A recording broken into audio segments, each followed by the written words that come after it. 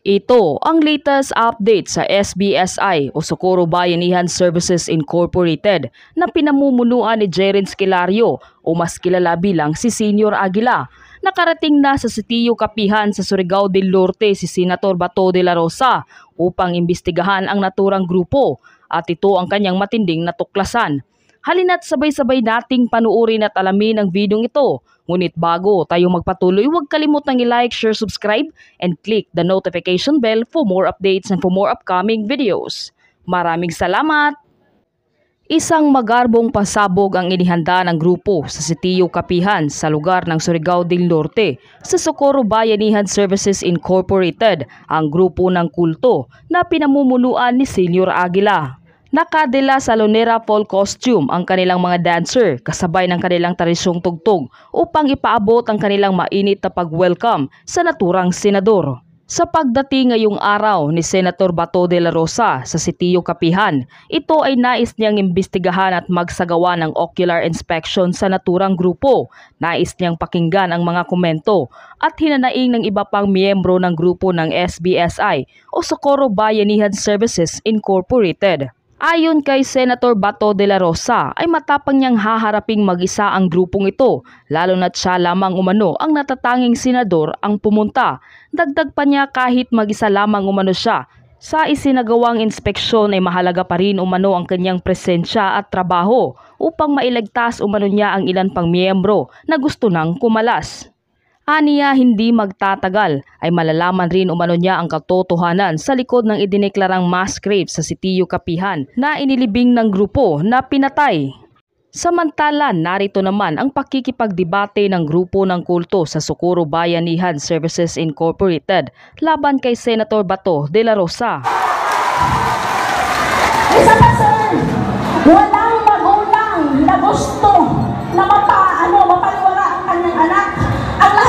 Ang gusto namin ay magkaroon ng magandang kinabukasan ng aming mga anak, makapag-aral. Kaya lang hindi namin hawak ang kanilang desisyon. Kung halimbawa na ilaw sila o nagkakulas sa kapalihan nila, hindi namin may stop, mapipigilan. Kung gustuhin man nila kahit ginawa na namin lahat. Sige. Ngayon, kung sila ay ikakasal ni Senior Aguila, hindi rin nyo may stop. Sir, hindi nyo mapigilan. Wala akong kasalang nagaganap, sir. Ha? Wala akong kasalang nagaganap.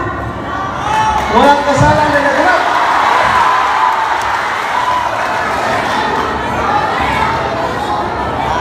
So, kinsay nagsulti sa kamatuoran?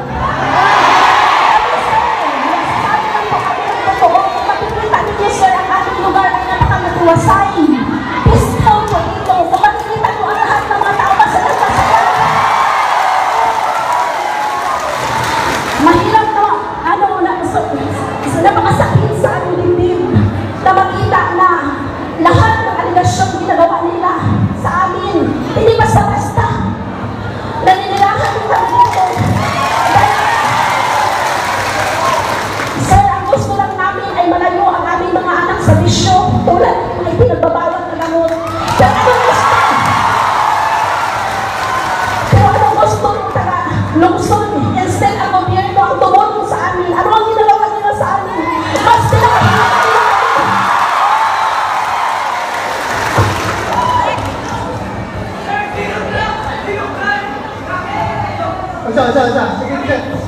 Sige.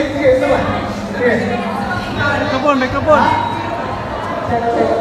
Isipin niyo naman, kami ito sa Kapihan, the only place, zero drugs in the whole Philippines. Zero drugs!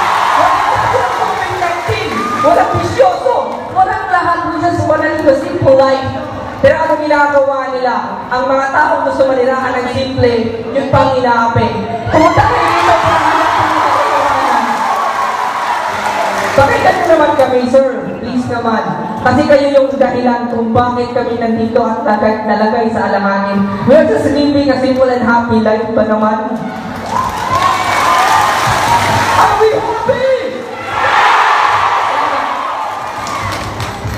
Kaya ka lang, kung tinunanay ka,